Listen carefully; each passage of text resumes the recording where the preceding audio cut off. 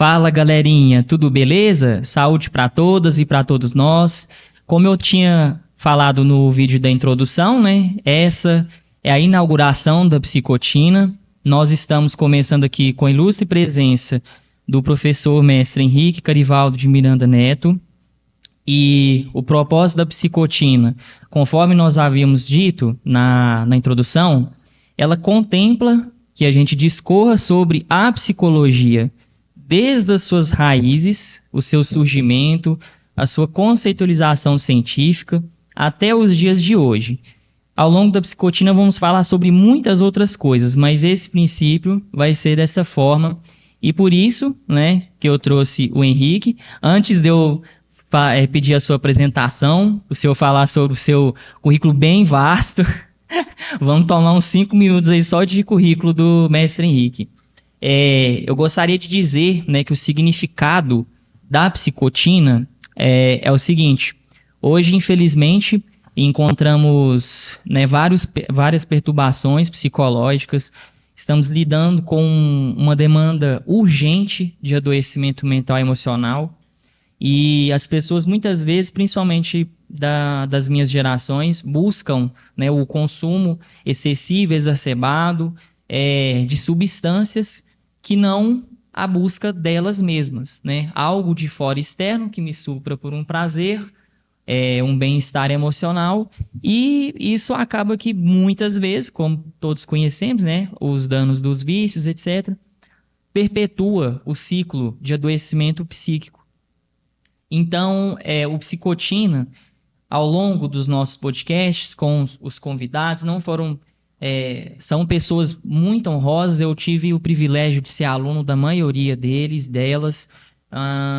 Nós vamos mostrar, né, eles inconscientemente, eu orientando assim, que a Psicotina, né, é a substância do bem-estar que está em cada um de nós, sem algo externo. Mestre Henrique, então, agora passo a palavra para você. Por favor, comente sobre a sua construção profissional até, né, a reitoria da Unipam, por favor. Bom, é um prazer estar com vocês aqui, inaugurando aí a Psicotina. Parabéns pela escolha do nome, parabéns também por toda a organização. É muito legal encontrar pessoas preocupadas em discutir as bases epistemológicas, as bases científicas de uma ciência, no caso aqui da psicologia. A minha formação, na graduação, ela começa com o curso de filosofia. Como eu fui estudar em colégio interno, em colégio católico, né, me preparando para ser sacerdote católico, o primeiro curso superior que eu fiz foi filosofia. E durante o curso de filosofia eu acabei me apaixonando muito pela área da psicologia, né? Não na sua prática clínica, mas na psicologia enquanto seus fundamentos epistemológicos, a psicologia como ciência. Eu deixei a vida religiosa e então comecei a minha carreira de professor. Na verdade, a minha carreira de professor começa um pouquinho antes da faculdade. Antigamente, quando a gente acabava a 8ª série, que nem chama 8ª série mais, agora é 9º ano do Fundamental 2, mas naquela época era a 8ª série. Quando a gente acabava a 8ª série, a gente poderia escolher. Você ia ou para o científico, né, o ensino médio, ou você iria para o curso técnico, as escolas polivalentes, ou você ia para o magistério. O magistério preparava, habilitava os professores para a educação infantil. Eu fazia de manhã o curso científico e à noite eu fazia o curso de magistério. Então, quando eu acabei o ensino médio, eu já comecei a minha carreira de docente. Eu trabalhei com crianças, trabalhei como professor alfabetizador. Fiz a faculdade de filosofia, deixei a vida religiosa e comecei a minha carreira de docente efetivamente. Ao longo da minha formação, eu fiz outras graduações, né? Eu fiz o curso de letras, com habilitação em português e espanhol. Eu trabalhei muitos anos como professor de língua espanhola. E depois também fiz a graduação em pedagogia. Então eu tenho 3 licenciaturas: filosofia, letras e pedagogia. Fiz muitas especializações lato sensu, né? Muitas pós-graduações, especializações na área da educação, né? Na área da filosofia. Fiz muitos cursos na área da psicologia. Eu sempre me interessei muito por essa questão dos fundamentos da psicologia como ciência. Trabalhei durante muitos anos com disciplinas na graduação, na pós-graduação, ligadas à filosofia e à psicologia. Meu mestrado é em educação, o meu doutorado também é em educação e o meu pós-doutorado em psicologia aplicada. Então, de maneira muito breve, essa é a minha formação acadêmica. Eu sempre atuei como professor, é uma coisa que eu adoro fazer. Eu sempre digo nas minhas palestras, sempre que eu tenho oportunidade, que eu sou uma pessoa muito grata à existência, porque eu sempre trabalhei como professor e é isso que me provê materialmente. Tudo que eu tenho materialmente veio da renda como professor. Claro que eu também tenho uma carreira paralela como gestor educacional, palestrante, consultor, mas basicamente o que me provê materialmente é a minha carreira de professor. Mas também a minha carreira de professor me provê existencialmente. Eu sou muito feliz sendo professor. Então eu tenho essa gratidão para com o universo, né? Aquilo que me sustenta do ponto de vista material é aquilo que também me dá suporte na minha existência. Então sempre trabalhei como professor e ao longo da minha carreira de professor eu acabei assumindo disciplinas ligadas à filosofia, à psicologia, sempre trabalhando essa questão da filosofia, dos fundamentos, da história da psicologia. Então, brevemente, essa é a minha carreira, bem resumido. Excelente. Se for aumentar aí por detalhes, vai tem muitos detalhes aí. Nas cerimônias lá da faculdade, né, quando tem... Às vezes o processo final de graduação, o pessoal ficava quase com 5 minutos falando. Mas assim, basicamente é isso, né? Excelente. Acabei escrevendo um livro de psicologia aplicada às organizações. Vou trazer. Esse eu não sabia. Vou trazer para você de presente. Ótimo. Eu escrevi um livro, né? Dentre os livros que eu escrevi vários livros, mas um deles é específico na área da psicologia, que é a psicologia aplicada às organizações. Durante muitos anos, eu trabalhei com essa disciplina, psicologia organizacional, em cursos de graduação e de pós-graduação, não falando especificamente para psicólogos em formação ou psicólogos já. Eu sempre trabalhei essa disciplina em cursos de administração, ciências contábeis, gestão, e aí me convidaram para que eu pegasse essas aulas e as transformasse em um livro de psicologia aplicada. Então eu também escrevi um livro especificamente voltado para a psicologia organizacional. Muito bacana. A maior parte do público, que eu fiz uma linha de sentido de acordo com os convidados que vão vir ainda, né? 90% são professores. Que bom. Porque eu trago esse ressalto, né? A importância do trabalho de vocês também. Tem a parte da psicologia, mas o que é uma sociedade sem a classe dos professores e professoras, né? Tem, acho que mais professoras atualmente. E as demandas sociais, elas também vão entrar muito em questão aqui, né? É porque o professor, ele representa muito o poder transformador da educação. Com certeza. Eu sempre digo que a educação, ela não resolve todos os problemas de uma sociedade. Aliás, eu acredito que não exista nada tão poderoso que resolva todos os problemas de uma sociedade. É necessário um ecossistema colaborativo para enfrentar os problemas. Mas uma sociedade mal educada dificilmente enfrentará os seus problemas. E aí entram os professores. O professor é alguém tão apaixonado por aprender, tão apaixonado por conhecer, que ele sente um prazer imenso em ajudar o outro a aprender. E nesse processo de aprendizagem, o outro vai se transformando, que, aliás, é um dos significados de educação. Educação é um processo de transformação. Eu falo isso para vocês lá, né? Quando vocês eram os meus alunos do curso de psicologia. Vocês entram não psicólogos, por exemplo, e saem psicólogos. Então, nós fizemos aqui um processo de transformação. E uma coisa muito importante, o professor trabalha basicamente com a esperança. Ele deposita a esperança de que aquele trabalho ele realmente surtirá efeito naquele indivíduo e, por consequência, na sociedade. Rubem Alves falava muito isso. Rubem Alves, né, grande pensador, dizia que o professor ele não planta eucaliptos, o professor planta carvalhos. Então, assim, leva um tempo muito maior, né, para se desenvolver e tudo mais, mas é muito mais frondoso e muito mais resistente. Então, a profissão docente é trabalhar basicamente com esperança. Ótimo, excelente. Ao longo da sua fala, eu fui lembrando do conceito que está sendo muito apresentado ultimamente de salário emocional. Uhum. Logo, o salário emocional também, ele é muito ligado ao conceito de propósito. O senso de propósito ou de realização. Esses sentimentos altos que a gente chama, sabe? Que são muito difíceis de serem sentidos ao longo de experiências, inclusive às vezes nem são coisas programadas que você faz, né? A programação de carreira, são coisas que vão acontecendo e vão tendo sensor emocional ali, principalmente através do salário emocional. Brilhante. E minha mãe era professora também, Uhum. ela deu aula no setor público, privado, pro batalhão, um pouco na Unipam, chamava Elaine Nunes.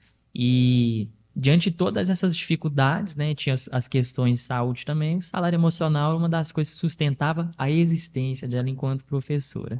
Claro. Por educar. Isso tem até, interessantíssimo isso, né? Porque na escala de Maslow, da motivação, né, a pirâmide da motivação de Maslow, é óbvio que tem o salário financeiro, porque nós não sobrevivemos de luz, nós sobrevivemos de comida, né, e de remédio, de saúde, e isso custa.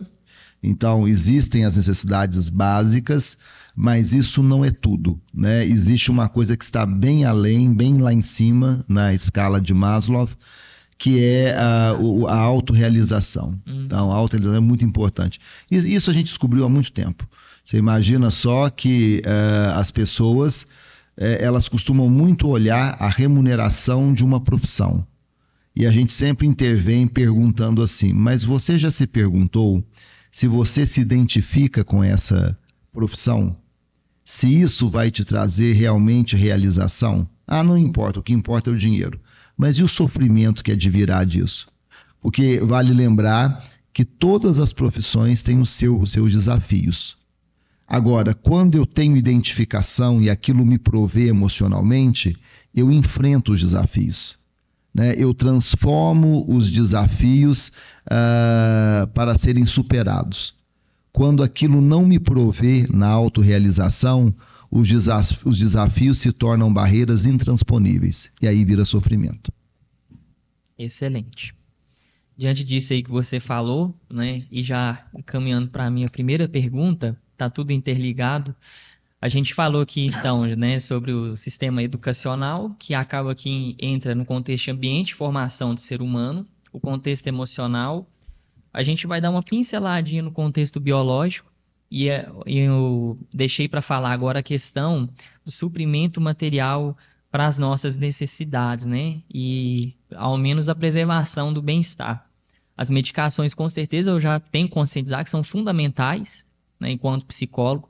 Há muitos casos em que a desregulação neurofisiológica ela é tão acentuada que a medicação, sem ela, o psicólogo não consegue desempenhar o trabalho dele. É praticamente impossível. Mas, né, vamos lá para as raízes mesmo. Só um minutinho, claro, tá? Professor, você sabe, fala mais como da cobra. Eu fui filho de uma. Mas isso que você falou é muito importante. É verdade, a medicação ela realmente é importante. A gente precisa, uma pessoa adoecida, ela precisa regular os seus níveis hormonais. Sim. E aí entra realmente a medicação. Mas há que se lembrar de que a medicação ela ataca sintoma, ela não ataca causa. Exato. Né? Quando nós estamos falando de questões psicossomáticas, nós falamos que a medicação ela ataca sintoma, ela não ataca causa. As pessoas às vezes acham que uma medicação psiquiátrica, Vai curar, né? e nós não estamos aqui falando mal de nada disso, Sim. mas acham que uma medicação psiquiátrica é capaz de levar à cura. Isso é muito complexo quando se fala de comportamento humano. Por isso que eu sempre falo para as pessoas que me perguntam, depressão, vamos tratar em duas frentes. Vamos sim procurar um psiquiatra e vamos entrar aí com os estabilizadores hormonais, mas vamos também procurar um terapeuta, vamos procurar uma terapia, um psicólogo, vamos tentar entender o que está provocando tudo isso. Então, você falou brilhantemente, a medicação ajuda, mas ela precisa ser suportada pelo autoconhecimento. E no autoconhecimento a gente precisa da psicologia. Com certeza. Nós vamos falar em breve sobre a consciência também e a autoconsciência. São conceitos aí que estão sendo... Tem anos que se discute, né? Inclusive, o tema, bases epistemológicas da psicologia. E aí, começando pelo processo de dissecação dos termos, né? Dessas raízes. O que é epistemologia? Tá. A palavra epistemologia, quando a gente vai à sua etimologia é a ciência que estuda a origem das palavras. Quando você vai à sua origem, a palavra epistemologia vem do grego e ela está composta de dois elementos, episteme, né, e logos. Episteme significa conhecimento, mas não é qualquer tipo de conhecimento. Platão, um filósofo que viveu na Grécia Antiga, ali por volta de mais ou menos 400 e bolinha antes de Cristo, vocês me viam falar muito isso em sala de aula, né? 400 e bolinha, 300 e bolinha, mais ou menos ali por volta de 400 antes de Cristo, Platão diferenciava episteme de doxa. Episteme era o conhecimento e a doxa era a simples opinião. Então, episteme se refere a um conhecimento fundamentado, embasado, né? Um conhecimento que se demonstra de maneira racional. E a palavra, o termo logos, né, que deu origem à logia, epistemologia, logos significa explicação racional, explicação organizada, explicação sistematizada. Então, grosso modo, epistemologia significa estudar, investigar quais são os fundamentos, quais são as bases e quais são os métodos de uma ciência ou do conhecimento científico. Por que que o conhecimento X é científico e ele não é um conhecimento religioso, ele não é um conhecimento artístico, ele não é um conhecimento mítico? Existem vários tipos de conhecimento. Mas nós não estamos aqui fazendo um juízo de valor, tá? Nós não estamos dizendo que o conhecimento A é melhor que o conhecimento B. Mas existem tipologias, né? O conhecimento religioso não é igual ao conhecimento intuitivo, que por sua vez não é igual ao conhecimento filosófico, e por aí vai. A epistemologia, ela tenta entender quais são os fundamentos e os métodos do conhecimento científico. Aquele conhecimento que é fruto de uma investigação sistematizada, organizada. Grosso modo é isso. Excelente. O objetivo da pergunta, além da gente mergulhar, né, já que estamos fazendo uma viagem no tempo da psicologia, ele vem também com para a gente elucidar uma questão que até hoje, né, mesmo com a conscientização, é um dos objetivos do podcast, trabalhar isso com algumas pessoas, viemos de uma cultura conservadora ainda, né, de certa forma. Grande parte das pessoas, ou uma grande parcela da população brasileira em si, tem um pensamento um pouco conservador com relação à psicologia, né? E parece que não tem uma consciência de que a psicologia é uma ciência, embasada com critérios, com um desenvolvimento longo, ao meu ver, né? Que a gente vai remeter lá no passado. Então, por isso que eu acho importante a gente avaliar os critérios que a tornaram até a classificação como ciência. Uhum. Mas agora, sobre a palavra psicologia, o termo original mesmo, quando ela começou a ser dita pelas primeiras vezes, qual que é o significado dela? Bom, vamos lá, porque essa história ela é um pouco mais densa. A psicologia como preocupação, ela existe desde que o homem existe. Resumindo, assim, sendo um pouco simplista, mas didático, a psicologia é uma tentativa de se entender o comportamento humano. É claro que ela é muito mais do que isso, mas o seu objetivo primordial é tentar compreender o comportamento humano. Desde que o homem existe, ele já tem essa preocupação em entender os seus comportamentos, como preocupação. Mas a psicologia como método, a psicologia como... O que é a palavra método? Método em grego, meta-odos. Meta é por meio de e odos é caminho. Meta é o caminho que eu percorro para chegar a algum lugar. Então, enquanto método, né, como método, um caminho para se compreender o comportamento humano, a palavra psicologia vai ser cunhada lá na Grécia Antiga. São os gregos que criaram a palavra psicologia, composta de 2 elementos. Psique, tem várias pronúncias, e logia, logos. Psique, em grego, significa alma, e logos, como eu já falei, significa explicação racional. Os gregos antigos, eles acreditavam que os nossos comportamentos eram produzidos pela nossa alma. Então eles diziam, olha, se eu quero entender os comportamentos, eu tenho que estudar a alma, a origem dos pensamentos, a origem dos comportamentos, pensamentos também, que os gregos tinham isso muito claro, os pensamentos produzem comportamentos.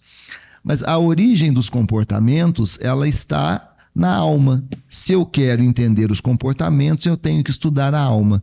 Daí criaram a palavra psicologia. Psique, alma, logia, estudo racional da alma.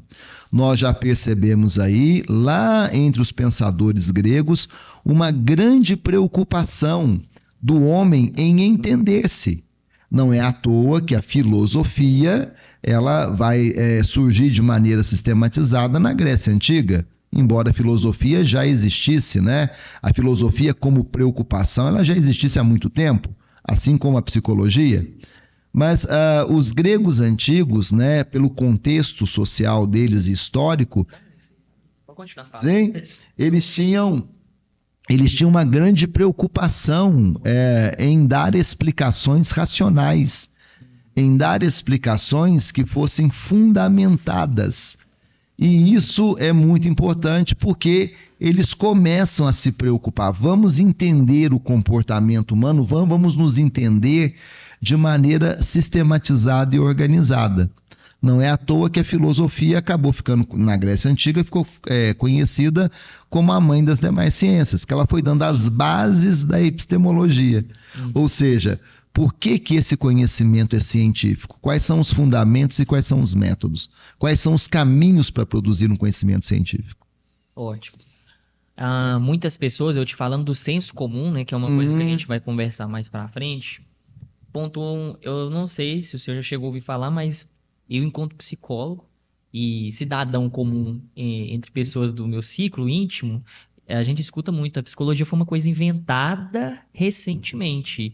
Aí tem até um mito popular, não sei se vocês já ouviram falar desse mito, uma música dos anos, acho que 50, 60, brasileira. Eles falam, fulano de tal, que é um cantor, se alguém souber, me fala que eu não lembro. Inventou a depressão, por exemplo, que na música dele foi realmente, se não for a primeira, uma das primeiras que traz, né, uma narração, entre aspas, você vai entender. Desse sentimento, desses sintomas característicos da depressão. E por isso que eu quis perguntar, né, onde que realmente começa a emergir a preocupação com o comportamento humano. Quando você começou a sua colocação aí agora, que você falou que a psicologia, muita gente fala que a psicologia é uma invenção, aí você falou recente. Eu parei lá em invenção, né? O que não é, quando a gente fala de seres humanos, o que não é invenção? Porque aí tem um outro tema que é até a questão da cultura, né? Que eu sei que nós vamos falar. Sim, sim. Cultura, vou adiantar aqui, vou bagunçar o seu esquema. Fica à vontade. Cultura é tudo aquilo que não nasce em pé de árvore, né? Cultura é tudo aquilo que o homem cria. Qual ciência não é uma criação humana? Qual ciência não é uma criação humana? Você conhece um pé de matemática? Você conhece uma raiz de história? Você conhece uma plantação de sociologia? Qual ciência não é uma criação humana? Né? Então, se disserem que a psicologia é uma invenção humana, não estão errados, realmente ela é. Agora, dizer que por ser uma criação humana ela não tem validade, aí já é outra história. E aí falta mesmo um pouquinho de conhecimento, não é? Aquilo que a gente ignora, a gente costuma ou se achar muito entendido. É interessante esse paradoxo. Ainda mais hoje na sociedade que a gente vive, com muito acesso à informação. Quando uma pessoa ignora um assunto, ou ela se coloca numa postura de muito sabida sobre, ou ela então passa a despreciá-lo, né? A desprezá-lo. Acho que despreciar em espanhol, em português. A depreciá-lo. Eu acredito que as pessoas às vezes falam isso, né? Não, psicologia qualquer um faz, qualquer um estuda. Só ficar sentado, é só ficar escutando o outro, é só ficar dando conselho. Não, conselho realmente, para você dar conselho, não precisa estudar 5 anos de psicologia, fazer pós-graduação, nada disso. Né? Não precisa, para dar conselho, não. Vou falar, vai ser polêmico. Para ser coaching, você não precisa estudar necessariamente 5 anos de psicologia. Entendeu? Para escrever livro de autoajuda, você não precisa ficar 5 anos estudando psicologia. Agora, isso não coloca em menosprezo a ciência psicologia, que é uma ciência que começa com seus fundamentos desde que o homem existe, porque ele quer se compreender. Ela começa a encontrar um caminho de sistematização lá na Grécia Antiga. E depois, a partir do século XIX, ela experimenta realmente um desenvolvimento científico muito grande. Lembre-se de que a psicologia como ciência moderna, e aí as pessoas que te falaram que ela é uma invenção recente não estão erradas, no sentido de data, porque realmente, como ciência moderna, a psicologia se estabelece a partir de 1875, 76, em Leipzig, na Alemanha, né, com um médico neurologista chamado Wilhelm Wundt. E o Wundt, ele também tinha essa preocupação de entender o comportamento humano, encontrar as origens do comportamento humano. E o Wundt, naquele contexto que ele vivia, século XIX, finalzinho do século XIX... Vou mostrar ele aqui. Que beleza! Auge do positivismo, né? Auge da Revolução Industrial, do desenvolvimento industrial, em que todo mundo começava a achar que o mundo funcionava como uma máquina. O Wundt, ele vai dizer, olha... Ele estabelece os laboratórios de psicofisiologia em Leipzig, na Alemanha, na Universidade de Leipzig, na Alemanha, e ele começa a estudar a relação entre os estímulos cerebrais, até porque ele era médico neurologista de formação, qual era a relação entre os estímulos cerebrais e os comportamentos. E o Wundt, ele vai dizer, ora, a máquina de produzir o comportamento humano é o cérebro. É o cérebro. Logo, se eu quero entender os comportamentos humanos e mesmo modificá-los, eu preciso compreender o cérebro. E lembre-se que naquela época estava em auge, começaram a ficar em auge os estudos de fisiologia, anatomia, neurofisiologia e neuroanatomia. Vamos relembrar aqui. Fisiologia estuda o funcionamento do corpo, do órgão. anatomia estuda a composição, né? A neurofisiologia estuda o funcionamento do cérebro. A neuroanatomia estuda a composição do cérebro. Logo, influenciado por todo esse contexto, o Jung te fala: vamos estudar a neurofisiologia e a neuroanatomia e vamos descobrir, como é que o cérebro produz o comportamento humano. E aí a psicologia, ela aparece como uma ciência oficial, porque ela estabelece um objeto de estudo, ela estabelece um método. Por favor.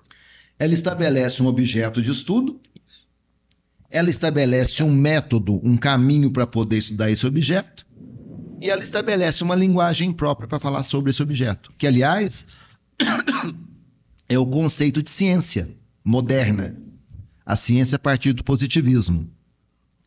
Ciência, ela é ciência porque ela tem objeto de estudo. Obrigado.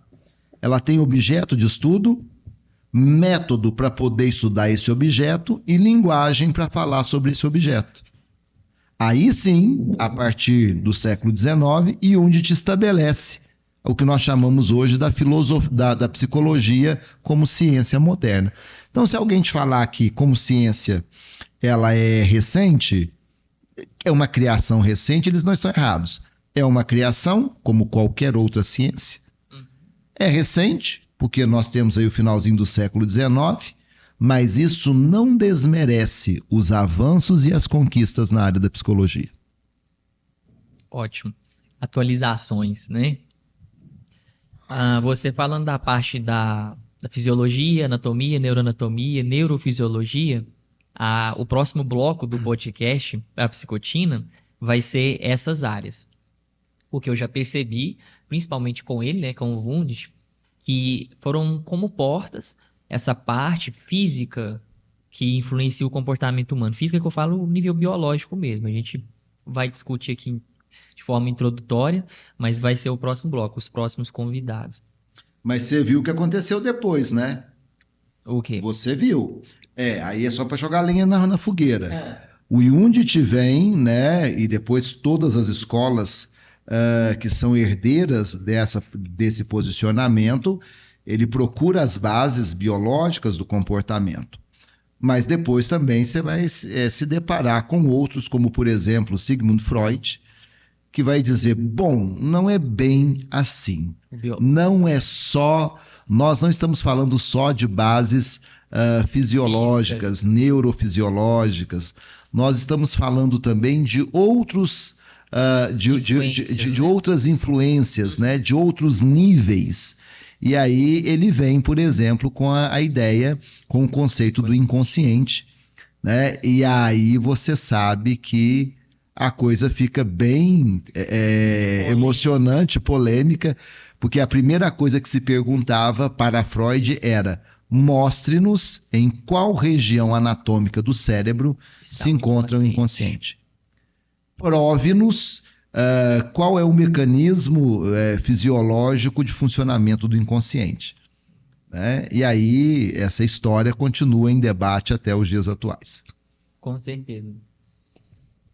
Inclusive, falando sobre a questão temporal, né, das características temporais das discussões, mestre Henrique, assim, agora tem que ser mais uma opinião pessoal, eu acho, porque eu, pelo menos, não tenho conhecimento sobre o cerne do sofrimento humano no tempo da Grécia Antiga. Hoje nós temos, né, grande discussão aí, tanto dentro do meu trabalho mesmo, eu na clínica com os pais das crianças e adolescentes que eu atendo, com os adultos também, eu atendo um público diversificado.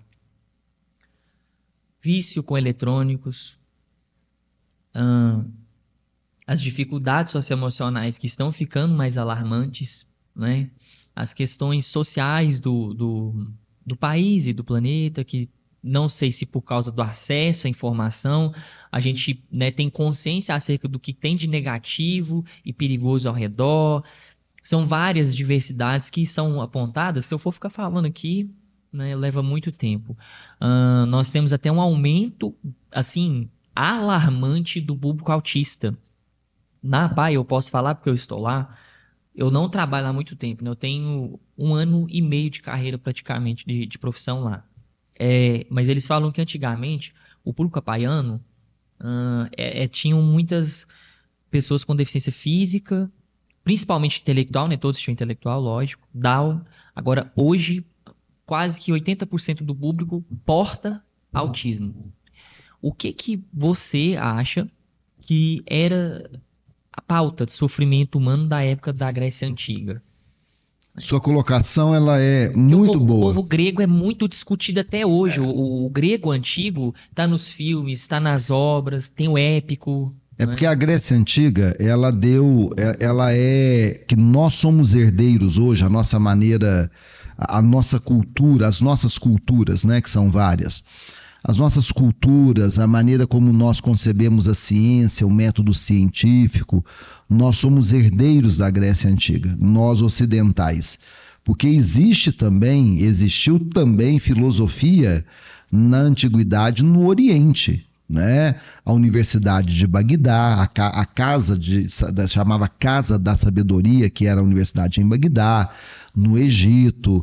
Então, na Índia, os escritos dos Veda Upanishads, que são escritos muito antigos, né? Que falavam também de filosofia. Mas nós acabamos, né, sendo herdeiros, por várias condições históricas, herdeiros desse pensamento grego. Vamos relembrar algumas coisas aqui que eu acho importantes nisso que você falou, importantes. Primeira coisa é o seguinte, cada época tem as suas possibilidades e as suas limitações. E não tem como nós compararmos porque nós não vivemos naquela época. Não dá para falar que o sofrimento de hoje ele é mais intenso que o de ontem, porque nós estamos fazendo esse julgamento por uns óculos que nós temos. Então, se nós olhamos para o passado e dizemos, nossa, naquela época era melhor, hoje é pior, essa é uma avaliação enviesada, porque nós não vivemos naquela época. Comum. Né? Cada época tem as suas possibilidades, as suas limitações. Os gregos antigos enfrentaram muitas situações desafiadoras. Você imagine só que naquela época a disputa territorial era gigantesca, né? Porque um reino, quanto mais terras e escravos ele tivesse, mais poderoso ele era. Então existiam muitos conflitos, né? E não é igual hoje, que hoje também existe guerra, mas a guerra hoje é basicamente tecnológica. Aquela época não, né? Você tinha que pegar uma espada, tinha que pegar um escudo e ir para o campo de batalha, era terrível. Hoje, não que hoje não seja, mas é para mostrar a diferenciação. E você imagina só que os gregos, por exemplo, no auge do desenvolvimento da Grécia Antiga, que é o século V a.C., que ficou conhecido como o século de ouro da civilização grega antiga, né? O século de Péricles, que foi um grande administrador da cidade de Atenas. Os gregos, eles eram muito cultos, os gregos desenvolveram a democracia, né? Ir para a praça pública, para a ágora, né? Numa assembleia, numa eclésia, discutir os problemas da cidade e tudo mais. E os gregos acabaram sendo dominados pelos macedônicos, Alexandre o Grande, Filipe II, que era pai do Alexandre o Grande, e depois Alexandre o Grande, dominaram a Grécia Antiga, invadiram as cidades-estado gregas e impediram os gregos de exercerem a democracia. E aí você tem um período que se chama o período helenístico, em que os gregos eles foram impedidos, né, de viver todo aquele auge da cultura grega anterior. E aí aparece uma corrente filosófica, né, que são as filosofias helenísticas, estoicismo, epicurismo, que pregam muito a imperturbabilidade da alma. Você tem que aceitar o sofrimento, saber que ele é inevitável e saber se tornar resiliente a ele. Então, eles encontravam uma maneira, né? Eu acho que é a mesma coisa conosco hoje. Nós vivemos realmente num tempo que ele é bem diferente. Inclusive, fala-se muito que nós não estamos numa era de mudanças, nós estamos numa mudança de era, que a tecnologia realmente, o seu desenvolvimento e avanço, a tecnologia está fazendo uma modificação nunca vista antes na história da humanidade. Veja o que acontece agora com inteligência artificial. A inteligência, todas as tecnologias que nós inventamos até agora, elas dependiam da nossa programação para que elas avançassem. A inteligência artificial, a IA, é uma tecnologia capaz de aprender por si mesma. Então é a primeira vez que nós estamos vivenciando isso. Sem contar que nós tivemos um grande pensador nesse final, nos últimos tempos, chamado Zygmunt Bauman. Você encontrar o Bauman aí, tá? O Bauman, que era um pensador polonês, depois passou uma boa parte da vida dele nos Estados Unidos. O Bauman é o que desenvolveu... Não, Bauman com U. Isso. Não, no começo. Isso. Bauman com 2 N's no final. Não, tira o L. Isso. Baú. Isso. Não, só letra da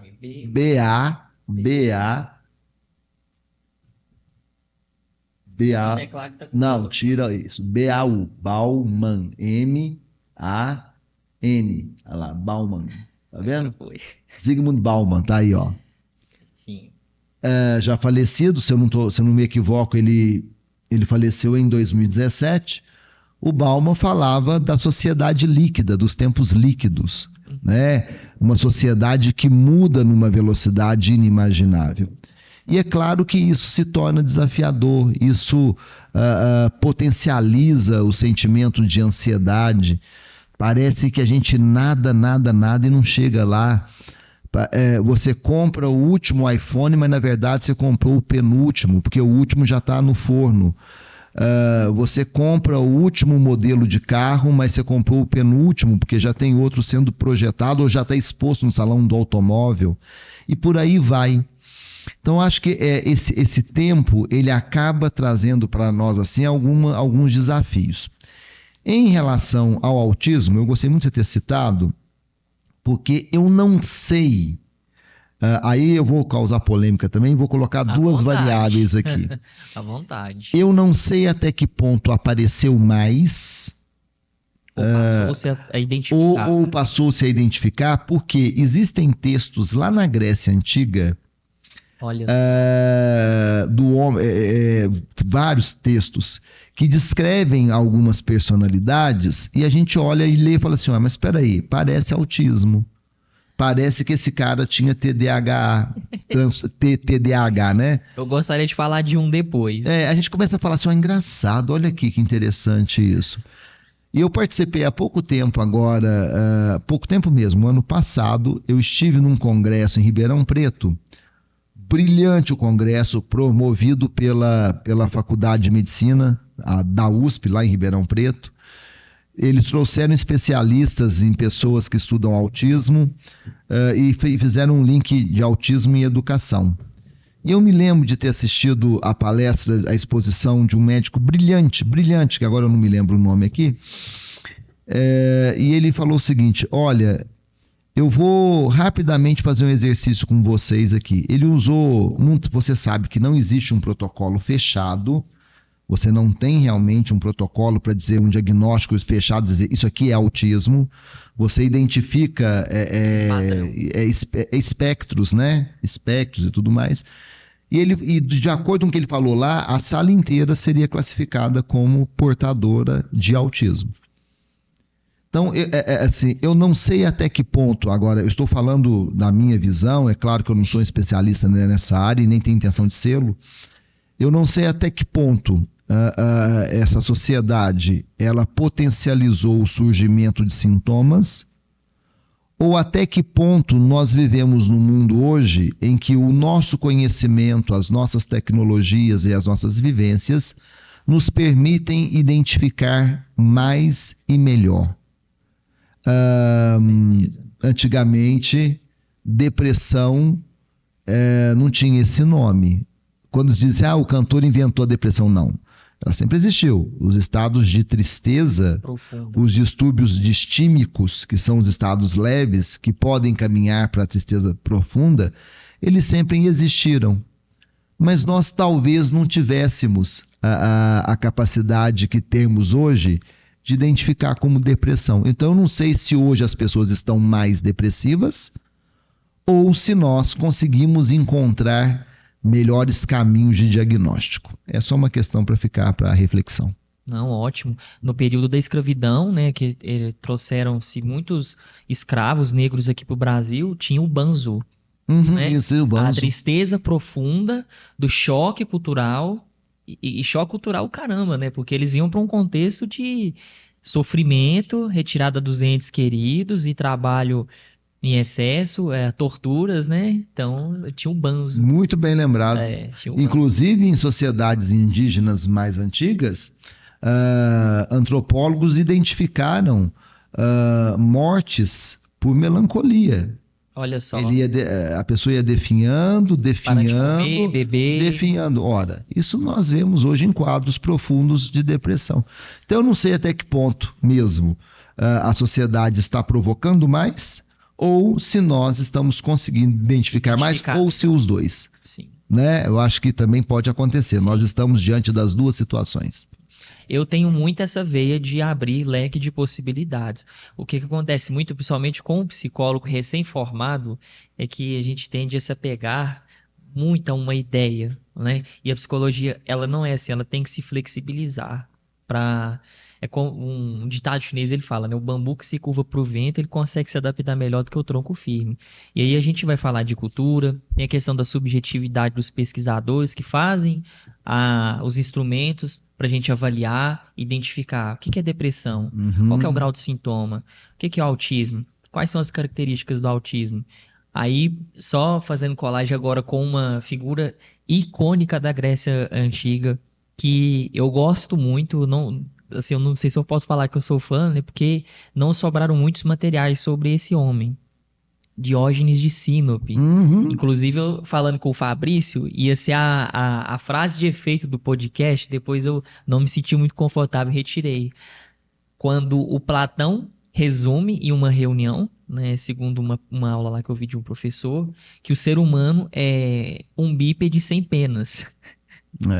Ele resume a isso, né? E Diógenes invade a sala de aulas, eu não sei se eu posso dizer que era uma sala de aula, com uma galinha depenada na mão e fala, aqui está seu bípede sem penas.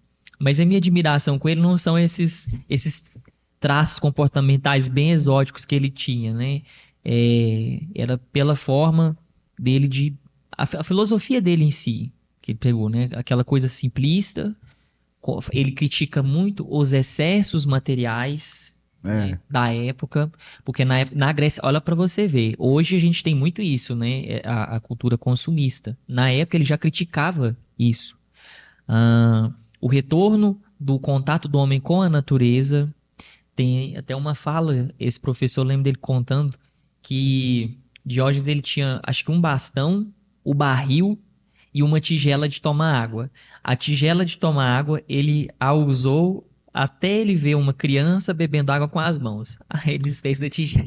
Porque ele tinha, o Diógenes é interessantíssimo, né? Icônico, você tem razão mesmo, icônico.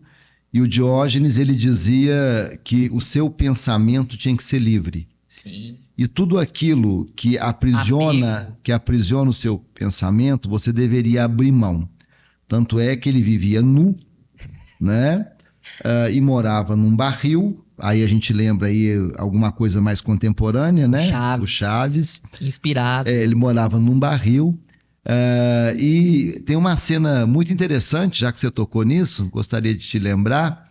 Alexandre o Grande. Sim. Alexandre o Grande, todo-poderoso, filho de Filipe II, já havia dominado a Grécia, a Macedônia já havia dominado a Grécia. E alguém disse a Alexandre que Diógenes era uma figura muito inteligente. E Alexandre era inteligente. Alexandre, inclusive, foi aluno de Aristóteles, né? E o Alexandre, então, ele vai ao encontro de Diógenes. Diógenes está sentado tomando sol, está deitado tomando sol. E o Alexandre chega e fala para ele assim: Diógenes, fiquei sabendo que você é muito inteligente, blá, blá, blá, conversaram. Peça-me qualquer coisa e eu lhe darei. Imagina, o Todo-Poderoso. E aí o Diógenes responde para ele assim: me dê licença, você está tampando o meu sol. Ou seja, reduziu o Alexandre a uma insignificância nada. Quem é você perto do sol? Então, isso da filosofia é muito legal. Muitas pessoas se perguntam sobre a utilidade da filosofia. Você imagina só, né? Quando o meu pai viu que eu estava estudando filosofia, que decepção, coitado, né? Nossa Senhora. Muitas pessoas se perguntam a importância da filosofia. Filosofia nos ajuda, vai estar linkado ao que você vai falar na segunda parte, que é a consciência. Filosofia nos ajuda a ampliar a nossa capacidade de análise crítico-reflexiva. E sem análise crítico-reflexiva, a gente não faz absolutamente nada. Eu vou te dar só um pequeno exemplo. Quando as pessoas começam a me questionar se estudar filosofia é útil ou inútil. As ferramentas de IA, de inteligência artificial, estão se tornando cada vez mais apuradas. Maravilhosas. Maravilhosas. Você, por exemplo, pode pedir à IA que construa um projeto arquitetônico. Só que para que isso aconteça e para que a IA te entregue algo de qualidade, você tem que saber perguntar para ela, pedir. Ainda não criaram uma inteligência artificial que adivinhe o seu pensamento. Você precisa saber dar os comandos. E uma pessoa que não pensa e que não reflete, ela não consegue dar bons comandos. Foi feita uma pesquisa nos Estados Unidos, recentemente, que demonstrou que a atual geração de americanos domina 50% menos de vocabulário do que a geração anterior. Olha só. Isso é um problema gravíssimo para poder usar IA. Vou te dar um exemplo simples. Você sabe a diferença entre uma... Não tem problema se não souber. Você é muito jovem. Você sabe a diferença entre uma cúpula e uma abóboda? Não, vou falar diferente. Entre uma clarabóia e uma cúpula? Não, a cúpula eu sei que é uma... A cúpula é da igreja, né? Você já pensou nisso? A abóboda, a cúpula. Tem a coisa de planta também, a rosa que cresce, eles tampam. Não, mas não. Tô falando de cúpula mesmo, de abóboda, tá. de arquitetura. E a clarabóia é aquilo que você põe na sua casa para dar uma ventilação, um espaço. A clarabóia é um lugar aberto para iluminar um canto da sua casa. Você está elaborando um projeto arquitetônico e pede a IA que elabore para você. E você está elaborando um projeto arquitetônico de uma igreja, de um templo, de uma catedral. Ótimo, tudo aí é bom. E você fala para a inteligência artificial assim: por favor, insira uma clarabóia, porque você confunde clarabóia com cúpula.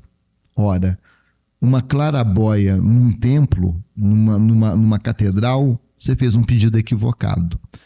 Se você não tiver capacidade crítico-reflexiva e vocabulário suficiente, você não vai tirar os melhores proveitos da inteligência artificial.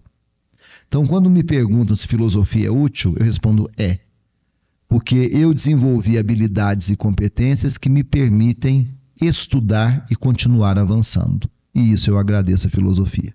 Ótimo, obrigado por compartilhar isso aí. Muita gente precisava ouvir. Porque tem um senso comum, né? Estou trazendo direto a questão de senso comum. O pessoal acha que as gerações da frente estão se tornando mais inteligentes. E tem uma pesquisa, nem sabe, né, que é o conceito exato de inteligência que esse pessoal se refere, porque tem vários tipos de inteligência. E eles falam manuseio tecnológico, mas está tendo um retrocesso, está comprovado mesmo. Eu não sei de cor a pesquisa que tem um retrocesso da questão do avanço do vocabulário, uma pobreza. E aí é simples. Eu penso que eu escrevo de forma ortográfica no WhatsApp da maneira mais correta que eu consigo colocar. Claro que eu erro, mas pergunta aí para quem está assistindo se digita tudo corretamente. É um outro português. E não tem problema. Eu vou Sim. te contar. Eu não digito, né? Eu quase não digito no WhatsApp. Eu mando mensagem de voz. Até porque os meus dedos, eu sou de uma geração que fez curso de datilografia, né? Eu não tenho essa flexibilidade nos dedos para digitar como vocês digitam, né? O negocinho é pequenininho demais, me irrita profundamente. Mas quando eu digito em linguagem cifrada mesmo. Tudo eu não escrevo tudo, é TD. Você é você, não, isso não tem problema nenhum. Mas eu tenho que ter a capacidade de diferenciar contextos e objetivos. Sim. Uma coisa sou eu digitar uma mensagem no WhatsApp para um amigo meu. O que você vai fazer no final de semana? QVC, tudo bem, não tem problema nenhum. Outra coisa é eu mandar uma correspondência oficial convidando alguém para uma reunião oficial no contexto organizacional. Então, a gente precisa saber fazer essas diferenciações. Agora, uma coisa é certa. Tecnologia, ao que tudo indica, vai substituir o homem naquilo que homem e máquina fazem igual. Naquilo que máquina, software e homem eles fazem iguais. E, aliás, existem coisas que os softwares fazem que os homens não são capazes de fazer, inclusive. Por exemplo, a quantidade de armazenar dados, relacionar dados. Ok? Esse tipo de coisa, a tecnologia vai nos substituir. Mas, ao que tudo indica, se nós quisermos estar à frente da tecnologia e não sermos substituídos por ela, nós precisamos investir numa coisa que até agora ela não dá conta de fazer, que é pensar criticamente. Ter análise crítico-reflexiva. Nisso nós ainda ganhamos. Mas se ficarmos cada vez mais reféns da tecnologia, corremos o risco de sermos superados. Com certeza. E a experiência de emoções, mestre? Bom, é muito interessante isso, que esses dias também eu fiz uma palestra e falei sobre isso. Como eu trabalho com psicologia organizacional, escrevi um livro nessa área. Qual é o nome do livro? Se chama Psicologia Aplicada às Organizações, e você coloca o meu nome, Henrique Carivaldo. Não existe outro Henrique Carivaldo no mundo. A Psicologia Aplicada às Organizações, Henrique Carivaldo. Foi publicado pela editora Dialética. Tá aí. Bacana. Olha o mestre. Tá vendo? Aí, Psicologia lá. Esse primeiro, da editora Dialética. Bacana. Pois tá aí, isso. Perfeito. Como eu trabalho há muito tempo com psicologia aplicada às organizações, eu sempre tenho um olhar voltado para essa questão das emoções, da inteligência emocional, das habilidades socioemocionais dentro das organizações. Está comprovado que geralmente as pessoas são contratadas em processos seletivos. O que se destaca num processo seletivo tem a ver com as habilidades técnicas. Então, geralmente, alguém é contratado por habilidade técnica. E, geralmente, ele é desligado da organização por falta de habilidades socioemocionais. Eu já vi isso muito na minha vida. Eu trabalho há muitos anos em gestão de instituição de ensino. Eu já vi muitos professores brilhantes do ponto de vista técnico, grandes pesquisadores, conhecedores profundos daquela área do conhecimento com o qual trabalham, exímios escritores de artigo científico, mas que não conseguiam estabelecer uma adequada relação com seus alunos. E por mais que ele saiba muito, isso é só uma parte do trabalho dele. Ele tem que saber se relacionar com os seus alunos. Então, eu já vi muito professor que teve que deixar a sala de aula, embora tivesse um conhecimento magnífico, né, muito amplo e profundo, mas ele não conseguia interagir com seus alunos. faltavam-lhe as habilidades socioemocionais. Isso é muito importante, muito importante. Eu trabalho no Unipam há muitos anos, né? Há quase 3 décadas que eu trabalho lá. E nessa instituição eu tive a oportunidade de passar por vários níveis da gestão. E hoje eu estou como reitor da instituição, que no Unipam é o cargo mais estratégico no organograma do Unipam. E eu vejo o tanto que eu tive que ir desenvolvendo as minhas habilidades socioemocionais. Você imagina que eu sou herdeiro de 2 sangues terríveis. Libanês e italiano. Libanês e italiano, né? Libanês é sangue árabe, esquentado. Italiano é fervendo. Então, eu sou a junção de 2 sangues terríveis. E embora a biologia não nos defina, mas ela nos influencia, eu tive que aprender a controlar esses impulsos todos, porque senão eu não conseguiria desenvolver o meu trabalho. Então, por mais que eu estude filosofia e psicologia, eu goste muito, para que eu desenvolva algum trabalho, eu tenho que saber me relacionar e interagir com os demais. E a minha função hoje, como reitor, é basicamente mediar relações. E para isso eu tenho que ter habilidades socioemocionais. E a vida foi me exigindo isso e eu fui aprendendo. Aliás, aí é um outro tema que eu acho que você quer falar também. Nós humanos, diferentemente dos outros animais, recebemos influências da nossa genética, do nosso genótipo, né? Mas somos capazes de redirecionar essas influências por meio da nossa cultura e, sobretudo, por meio da nossa consciência, que talvez seja o que mais diferencia o homem dos outros seres. Eu tinha deixado justamente a parte da consciência para o final, porque eu acho que é um estado elevado, né, da nossa espécie. Uhum. Antes de chegar nessa parte, só para fechar a primeira discussão nossa, o que faz da psicologia ser classificada como uma ciência? Só para o pessoal entender direito, né? Por que a gente conversou sobre conceito científico? Ela tem objeto, ela tem métodos, ela tem linguagem própria. A psicologia tem objeto de estudo. Ela tem o objeto amplo é o homem. Só que o homem é o objeto de todas as ciências humanas, né? Então esse é o objeto amplo. E a psicologia tem um objeto específico, que é o comportamento humano na sua subjetividade, na sua personalidade. Os gregos antigos diziam que o que influenciava, o que produzia os nossos comportamentos era a alma. Jundt, lá no começo da psicologia como ciência moderna, dizia que o que produzia o nosso comportamento era o cérebro. Hoje nós sabemos que é um mix de coisas, que não é uma coisa tão simples, não é a variável A ou B. O comportamento humano é multifatorial. Porque o que nós hoje sabemos é que o nosso comportamento tem muito a ver com a nossa personalidade, com a nossa subjetividade. Percepção. E a subjetividade, a personalidade, ela é uma síntese, ela é um processo, ela é um encontro de variáveis múltiplas. Eu, inclusive, costumo dizer que a personalidade não é um produto. A personalidade é um processo.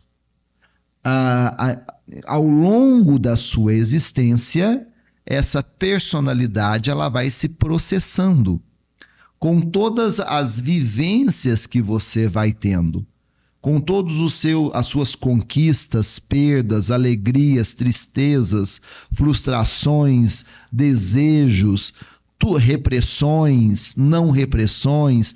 Tudo isso vai constituindo o processo que é a formação da sua personalidade, e é essa personalidade que acaba influenciando o seu comportamento. Então, nós poderíamos dizer que hoje a psicologia é a ciência que, de maneira ampla, tem como objeto o homem, de maneira restrita, tem como objeto a personalidade humana, Para estudar essa personalidade, a psicologia utiliza métodos, caminhos.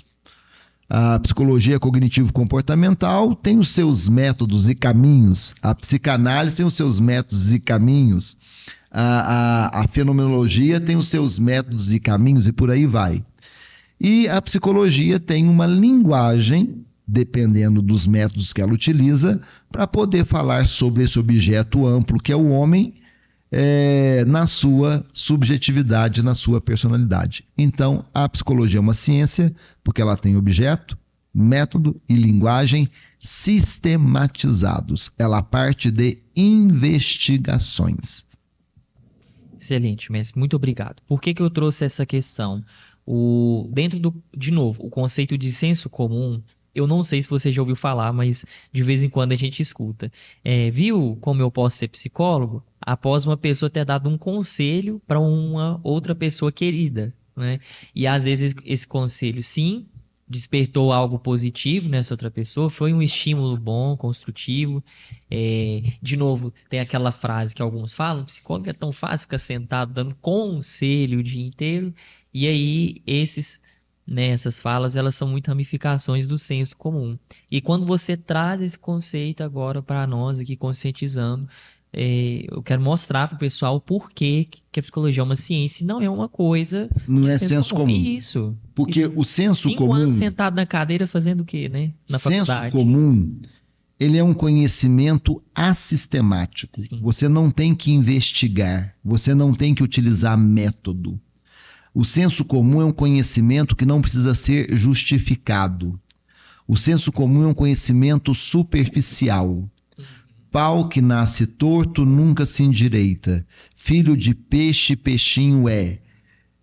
Isso é senso comum. Esses ditados populares, que a gente tem popular, isso é muito senso comum. É uma análise superficial. Olhou-se um caso e tirou-se uma conclusão genérica. Isso é senso comum. Ciência não.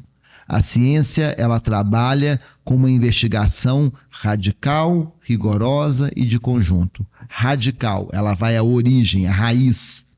Rigorosa, ela não aceita qualquer explicação, ela só aceita aquilo que tem lógica.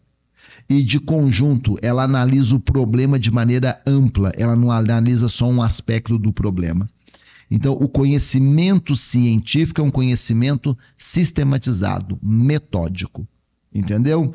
Quando eu digo, por exemplo, a gente vê isso acontecer, você vê, a pessoa fala assim, nossa, numa conversa de barzinho, nossa, fulana é neurótica. Será que realmente ela se baseou no estudo profundo do conceito de neurose, e que, aliás, não é neurose, são neuroses?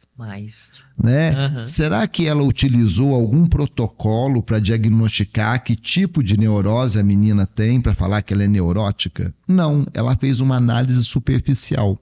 Ela se baseou no senso comum. Olha, senso comum não tem problema, cara, que a gente usa, não dá para você viver 24 horas cientificamente. Bora, cansa. Você não atravessa a rua cientificamente fazendo cálculos de velocidade e distância, senão você nunca atravessaria a rua. Sim. O senso comum facilita a vida. O problema é que ele não permite desenvolvimento. Para se desenvolver, tem que caminhar para a ciência. Sim, muito bom pontuado. Dentro dessa conceituação da ciência, você lá no início, né, da nossa conversa pontuou que a ciência, ela é um produto, né?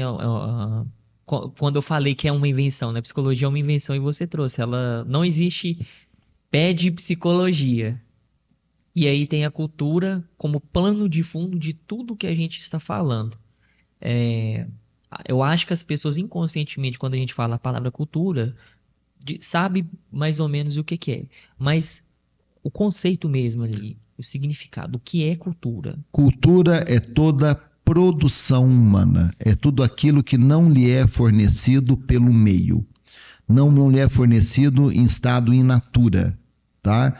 Cultura é toda produção humana, desde a cultura material, essa caneca é fruto da cultura, não tem pé de caneca, até a cultura imaterial, que são os nossos valores, conhecimentos, pensamentos, hábitos, costumes. Por exemplo, comer não é uma questão cultural. Comer é um mecanismo fisiológico para que o seu corpo se abasteça de carboidrato, proteína, gordura suficiente para você se manter em pé. Comer não é cultural. Comer arroz e feijão quase todos os dias faz parte da cultura dos brasileiros. Ótimo. Excelente. Dormir não é cultural. Dormir é um mecanismo da natureza, é in natura. Todos os mamíferos dormem porque precisam do período de recuperação, beleza?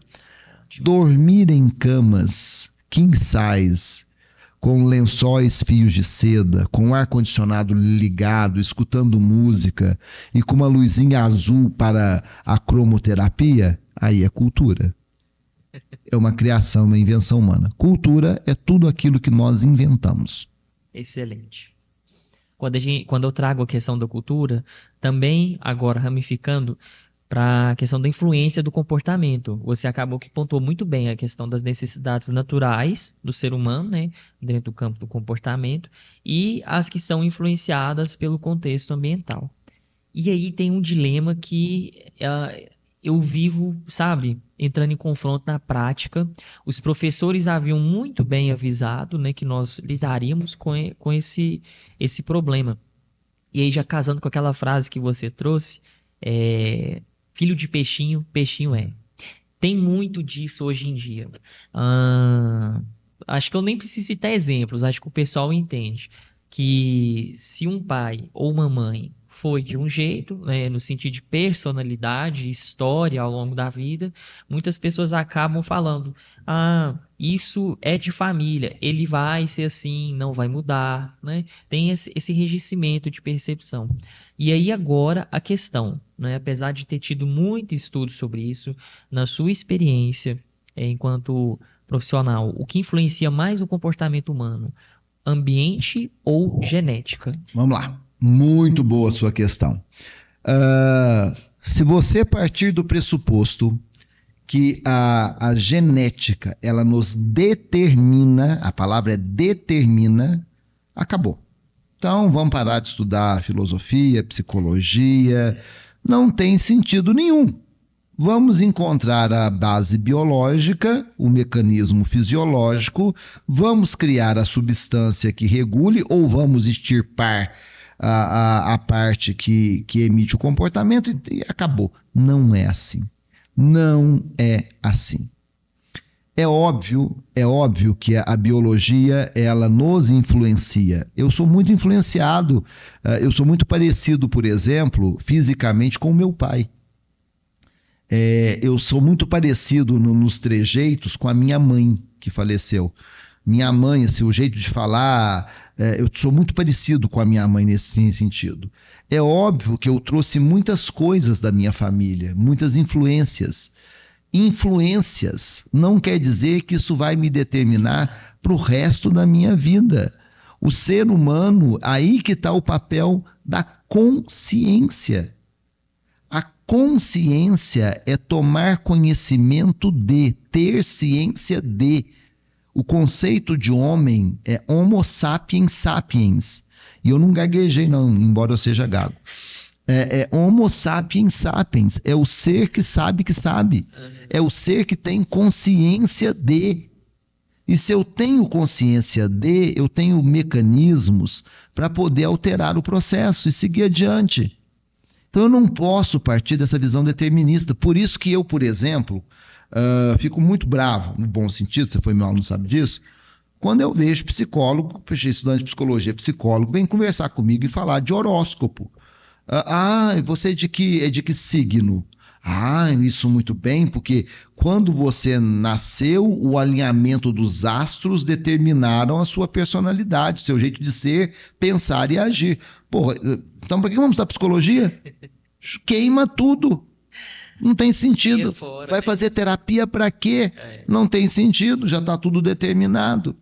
Então a gente tem que pensar muito bem a respeito disso. Sim. É óbvio que recebemos influências. Agora, uma coisa interessantíssima que foi falada pelos filósofos franceses do existencialismo, né? Sartre, por exemplo, antigamente dizia-se que o que diferencia o homem dos demais animais é a razão, né? É a capacidade de pensar, é a capacidade de produzir conhecimento. O homem é um animal racional. Você aprendeu isso lá quando você era criança, na escola. O homem e o cavalo são animais, ok? Mas o homem é um animal racional. O racional era o que diferenciava os homens. Os filósofos franceses falam que não é isso que a principal característica do homem. O homem é um animal volitivo. E o volitivo é de vontade, é um ser que quer. E em nós humanos, o querer supera todo e qualquer outro mecanismo. Não é aquela coisa de psicologia barata, de banca, querer é poder. Isso é um absurdo. Querer é poder, se você quer, você pode. Mentira. Mentira. Nem tudo que você quer, você pode. Agora, se você não quiser, dificilmente você poderá algo. Mas fato é que o querer é muito importante na nossa existência. Quando você quer, você supera limitações fisiológicas, limitações culturais. Por exemplo, eu brinco muito, eu vou dar esse exemplo que eu dou em sala de aula. Eu costumo pegar, né, se um casal e falar assim, suponhamos que você ama, que a pessoa A ama a pessoa B, mas a pessoa B não ama a pessoa A, maltrata a pessoa A, e a pessoa C sim ama a pessoa A. Aí eu pergunto para a sala assim, usando o instinto de sobrevivência, a pessoa A deveria gostar da pessoa B ou da pessoa C? Da pessoa C. Usando a inteligência, o raciocínio, a pessoa A deveria gostar da pessoa B ou da pessoa C? Da pessoa C. Mas a pessoa A gosta de quem? Da B. Porque é volitivo. Nós, humanos, temos uma coisa que se chama vontade. Eu sou gago. Hoje, muito menos gago do que antes. A minha gagueira, ela é uma intermitência, eu repito sílaba e não é toda hora, mas eu já fui muito mais gago do que hoje, muito. A primeira coisa que eu fui olhar é se eu tinha algum problema de aparelho fônico, né? E aí eu descobri o seguinte, eu sou gago, eu sou um disco arranhado, eu nasci com... Ninguém usa disco mais, mas disco de vinil antigamente era arranhado, repetia. Então eu sou uma pessoa, eu sou gago. Mas eu consegui, por vários tratamentos e sobretudo por uma questão de querer, superar em muito a minha gagueira, porque eu sabia que eu ia trabalhar como comunicador, professor, palestrante, para isso a minha gagueira não poderia ser um fator limitador. Nós humanos somos sim influenciados pela genética, nós humanos somos sim influenciados pelo meio, mas nós somos sobretudo influenciados pelo nosso desejo, pelo nosso querer. Isso faz toda a diferença. E para matar isso, quando as pessoas elas vêm me dizer que o biológico, que o contexto determinam as pessoas, eu começo que o que você herdou da sua família te determina pro resto da sua vida, eu entro num tema super polêmico, que eu costumo me perguntar assim, eu me perguntei, na minha família, se é assim, de onde é que eu herdei, por exemplo, a minha homossexualidade. Sou casado há muitos anos com o meu companheiro, que também é psicólogo, e os meus pais, pelo que eu sei, não eram homossexuais, até porque se casaram e tiveram filhos. Os meus avós, os meus bisavós, tataravós, então aconteceu alguma coisa, né? Será, biologicamente eu não herdei nada, então. Ótimo. Cultural, te influenciou? Não sei, que eu não me lembro de ter convivido com homossexuais, não fui, né? Ou costumo dizer, porque essa criança ela foi abusada, por isso que ela ficou assim também, não fui. Começa a me perguntar. Se é assim, então, né, a gente tem uma determinação que já vem. E eu não consigo encontrar isso. Entendeu? Então, eu não acho. Se nós partimos do pressuposto que o ser humano é um ser que já nasce com tudo escrito, acaba o podcast, acaba tudo, porque não tem sentido a gente discutir mais absolutamente nada. Sim. Excelente, muito obrigado pelos exemplos práticos. Então aqui a gente delineou, né, sobre a questão genética, a questão ambiental, e muito bom, você trouxe a questão da subjetividade, que ela não tem forma. Cada ser humano porta a sua própria personalidade, subjetividade. Muitas pessoas vêm, né, principalmente pacientes, perguntando. Tem gente que pergunta, e o tratamento seu, ele se repete? Não, porque cada personalidade é uma. Rapaz, gêmeos siameses Não tem a mesma que personalidade. nascem grudados, Eu têm o fui falando mesmo isso. código genético. Precisam ser separados e às vezes a separação implica até a morte, né? Gêmeos siameses, mesmo código genético, não tem a mesma subjetividade, Exato. personalidade. Exato. As personalidades podem coincidir em muita coisa, e ainda bem. Por isso que Gustavo Lima tem milhões de fãs. Por outro lado, também tem milhões de haters. Por isso que quem gosta muito de heavy metal pode odiar sertanejo, ou vice-versa, ou gostar de ambos. Personalidades têm coincidências, mas não existe uma personalidade igual a outra, por isso que o termo original que se usou foi subjetividade. Ótimo. Caminhando para o final, tô tranquilo aí, Fabrício? Caminhando para o final, agora, né, que foi tudo afunilando para a gente chegar no conceito de consciência. Por que a consciência, para mim, foi tão importante de trazer ela aqui para conversar com o senhor, principalmente nesse final? Sem a consciência, que eu falo a consciência do campo psicológico, tá? Não é possível nada disso que a gente conversou, inclusive para a melhora do sofrimento. Porque o que acontece? Muitos pacientes que chegam para a gente no consultório, às vezes até o público apaiano mesmo, que você vê que o sintoma ele é mais familiar do que individual, né, do indivíduo com autismo, TDAH, deficiência intelectual, síndrome de Down, esquizofrenia, etc. A gente não avança sem a lapidação por parte deles, né, porque nós apenas emergimos da situação e fica sob a administração do paciente e dos entes queridos ali. O trabalho sobre a consciência, a moldagem, né, a adaptação socioemocional, perceptiva do que está acontecendo ali de sintoma na vida. Então, assim, eu até coloquei os adendos. Consciência, o que é a consciência para você dentro da filosofia, caso você souber, porque não é da sua particularidade profissional, para a medicina, que seria o campo biológico, né? A psicologia e a ética. Fantástico. Olha, primeira coisa, consciência significa ter ciência de, estar ciente de. E talvez nós passemos toda a vida justamente buscando consciência. Sim. Tentando ter ciência do nosso processo como seres, né? Tendo consciência de si e do outro. Esse é um movimento da consciência. Eu me percebo e eu percebo o outro. Isso é fundamental. A diferenciação. Exatamente. A criança, você falou, ótimo. Gosto. Quando você pega lá as fases piagetianas da criança, tem um período em que a criança começa a entender que ela não é a mãe e que existe o outro. E depois ela começa a entender que existe ela, independente do outro. Isso. Então, esse é o processo. A conscientização, eu falo muito isso, a consciência é um processo de reconhecer-se a si e de reconhecer o outro. Essa é a primeira coisa. Bom, e aí vamos lá, vamos por parte. Dentro da filosofia, a consciência, a filosofia trabalha com conhecimento. Então, é eu ter um metaconhecimento. Meta significa além de. Eu poder avaliar as minhas ideias, avaliar os meus conhecimentos, ter consciência dos meus conhecimentos.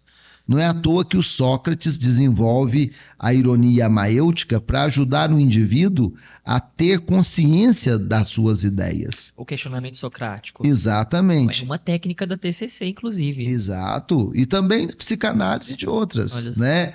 Vamos levar o outro a tomar consciência de. Aham.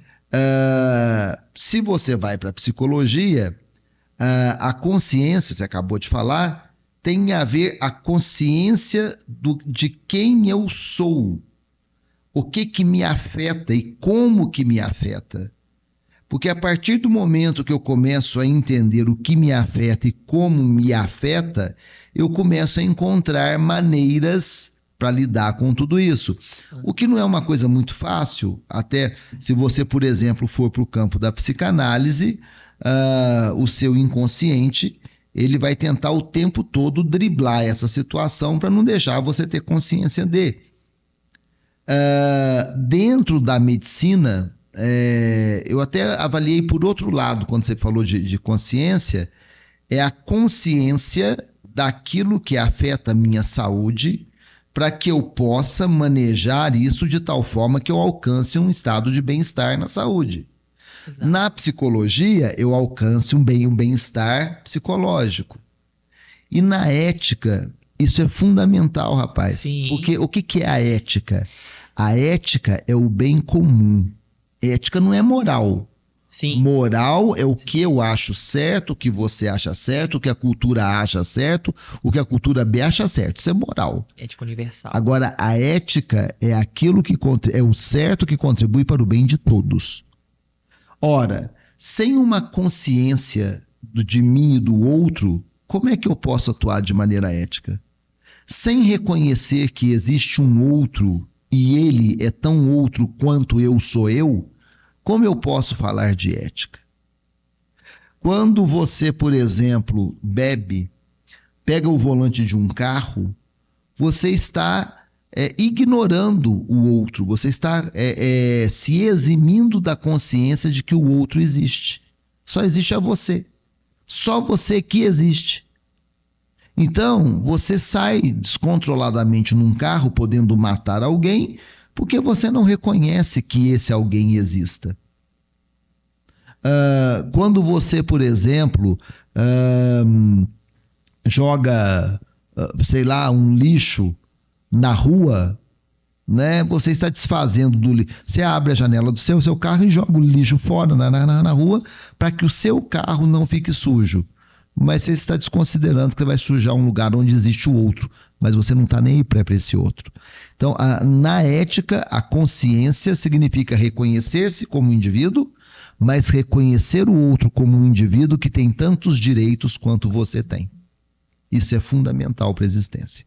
Com certeza. O alinhamento, eu não sei se você percebeu, filosofia, né, que é a mãe das demais ciências, praticamente, medicina, psicologia e ética.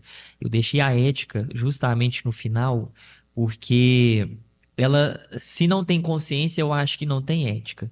Se não tem consciência, não tem trabalho para psicologia, assim, por adiante, né? Mas teve uma pesquisa recente que avaliaram como é que fala? A correlação de comportamento ético de algumas nações com o grau, o índice de adoecimento mental.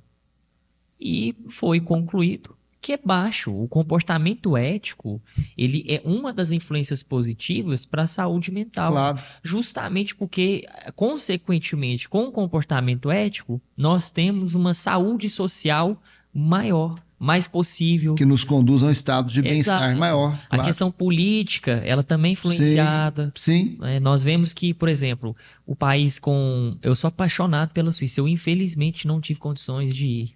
Mas é o maior IDH do mundo. Claro que tem seus defeitos o país. Mas é o maior IDH do mundo. Né? Ali no período da Segunda Guerra, é um país que cuidou de muitas pessoas doentes. O símbolo da saúde mundial é inspirado na bandeira suíça. Isso. O sistema escolar público é superior em termos de qualidade do que o privado. É um povo profundamente respeitoso, e quando você vai avaliar, eu conheço uma psicóloga de lá, ela é bem informada, né, e etc, de como que é o processo de saúde pública e nacional ali, é muito baixa a procura por um psicólogo. Ela comentou comigo que são casos graves que procuram. Então, um estágio de depressão profunda, uma esquizofrenia, né? Então, foi por isso que eu funilei e finalizei na ética. Só te falar que é bom você ter lembrado disso, porque quando falta ética, o estado de bem-estar ele realmente fica mais depreciado, né? Fica mais baixo. Olha a nossa sociedade brasileira. Mas podemos também olhar a história, né? Olha o que acontece quando você não reconhece o outro com os mesmos direitos deveres e direitos que você tem. Olha a história do nazismo. Com né? certeza. Foi reconhecer que o outro não é o outro, que o outro ele não é o mesmo que eu, que o outro não é o mesmo humano que eu, ele não tem os mesmos direitos que eu também tenho. E aí a gente viu o que aconteceu. Então é bom a gente sempre ter em pauta que a ética é um mecanismo básico para a existência do ser humano, senão a gente se auto-aniquila.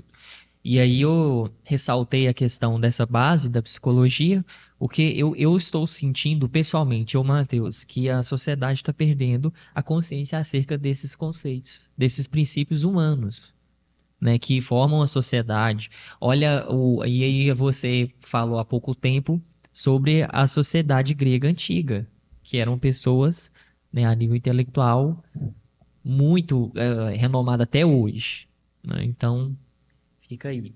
Eu acho que nós temos, sabe, condições hoje, pela tecnologia, pelas redes sociais, por tudo que temos, nós temos condições de melhorar tanto as coisas. Sim, é o que eu não compreendo. O uso, às vezes, é inadequado.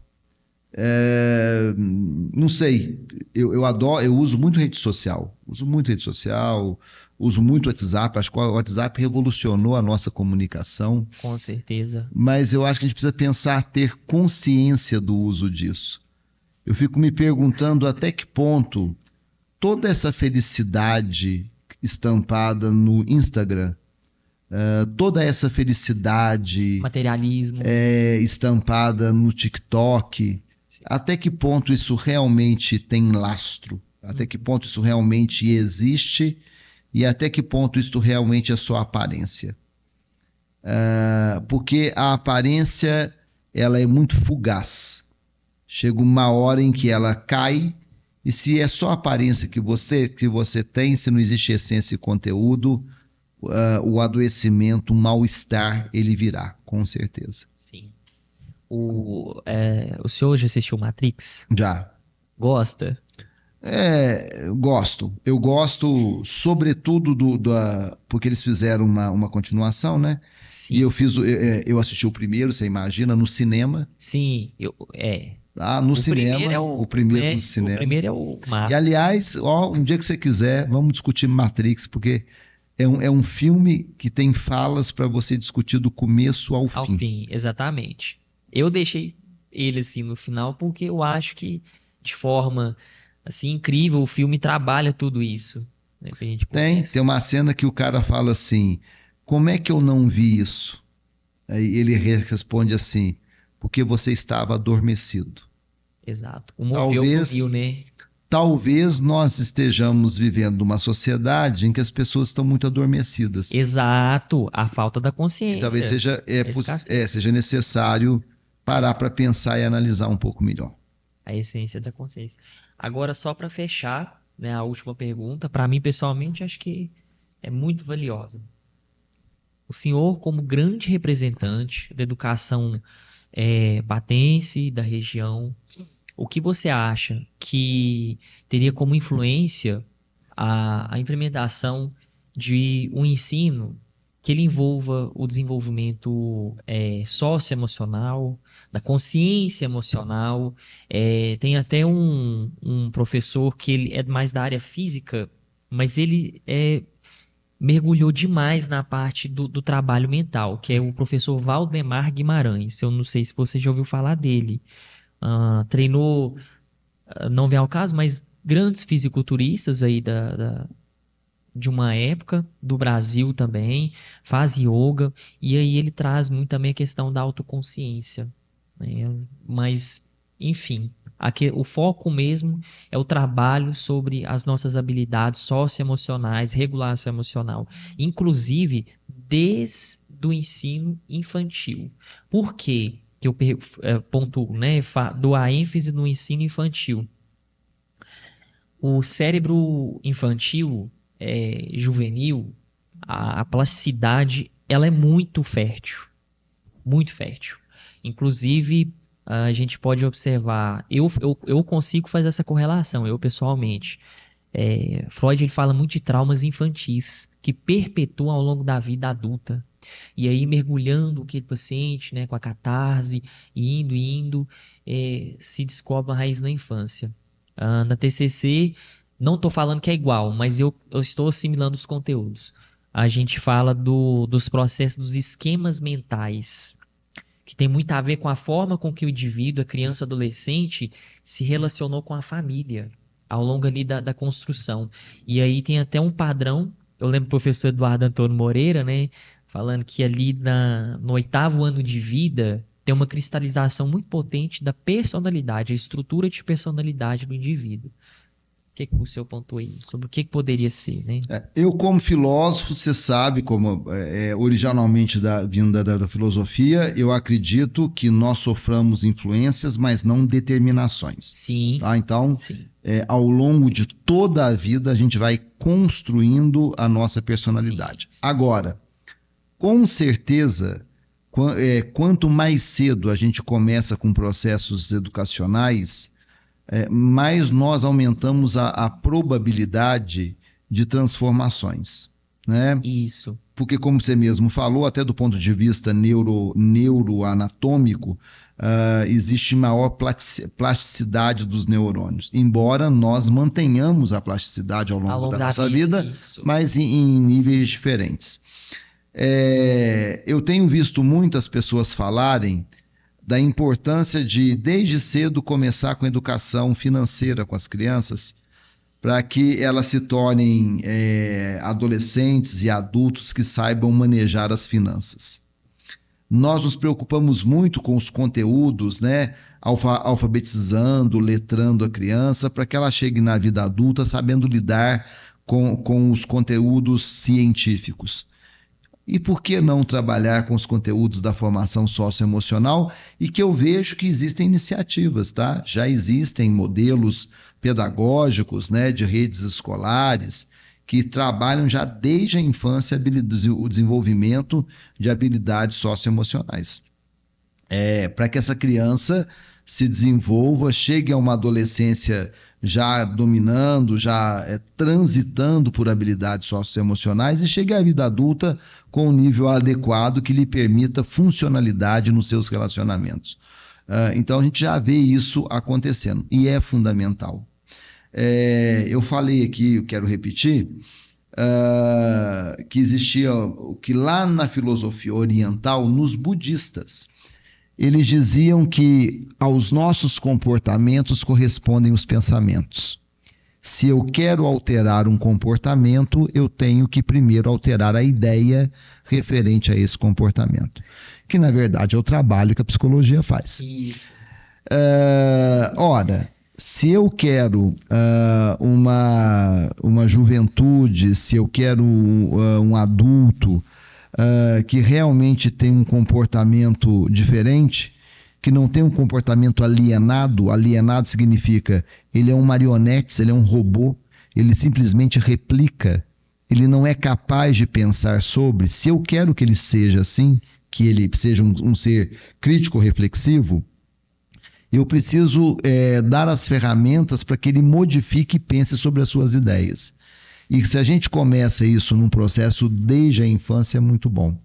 Na década de 1950, já existia um filósofo chamado Matthew Lipman, e o Lipman desenvolveu um programa de filosofia para crianças. Olha só. Matthew Lipman, tá? M-A-T-H-E-W Lipman.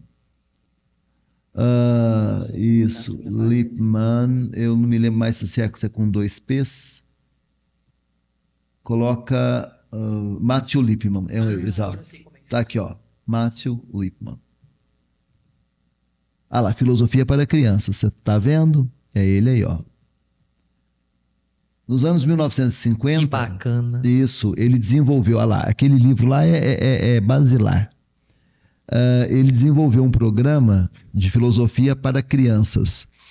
Ele criou novelas, histórias, romances, para ensinar filosofia para crianças e desenvolver na criança o senso de autoconsciência, de pensamento crítico reflexivo. Então, se você começa realmente desde ali... Agora, eu sou um professor, eu trabalho com a esperança. Eu sempre acho que em qualquer momento é momento da educação poder ajudar o indivíduo a tomar consciência do que ele é e do que ele faz. Seja com crianças, seja com adolescentes, seja com adultos. Hoje, basicamente, eu não ministro aula mais em curso de graduação, mas trabalho muito com pós-graduação. Ora, o meu papel ali não é levar informação. A informação hoje está aí. Excesso. Né? O meu papel ali é colaborar, é estruturar uma reflexão para que aqueles estudantes desenvolvam a sua capacidade de pensamento crítico reflexivo, ou seja, ampliem a sua consciência. Excelente, ótimo. Então, aqui a gente encerra, né? Esse primeiro episódio da Psicotina foi ótimo. Nós falamos... O tempo voou. 2 horas quase. O que é isso? A meta era 45 minutos, né, mas quando é bom, é assim mesmo. E uma das coisas que eu estava comentando com os meus próximos era o quanto eu poderia aprender com vocês, né? E já nesse primeiro aqui... mergulhei e aprendi bastante. Te agradeço demais pela presença, vai dar um ibope muito bom, né? E vamos seguindo aí. A Psicotina ela vem para suplementar também esse objetivo de trazer esperança, de educar, de transformar o público que vai até o Unipan, né? Então, no mais aí, o senhor quer dizer alguma coisa para o pessoal? Eu quero agradecer a oportunidade, muito obrigado pelo convite, fiquei muito feliz. E quero também te parabenizar. Eu fico muito feliz por ver um rapaz jovem como você criando esse tipo de espaço. Então, quando eu vejo isso, você foi aluno nosso lá do Unipan, né? Foi meu aluno. Quando eu vejo isso, eu falo, não, realmente o nosso trabalho está dando certo. Então, parabéns. Obrigado. Há espaço para tudo. Há espaço para os vídeos de dancinhas no TikTok. Há espaço para tudo, mas alguns espaços, particularmente, eles trazem mais crescimento. Então, eu te parabenizo por pensar num espaço que traga maior crescimento para as pessoas. Parabéns e muito obrigado pelo convite. Gratidão. Fechou. Obrigado. Pode encerrar, Fabrição.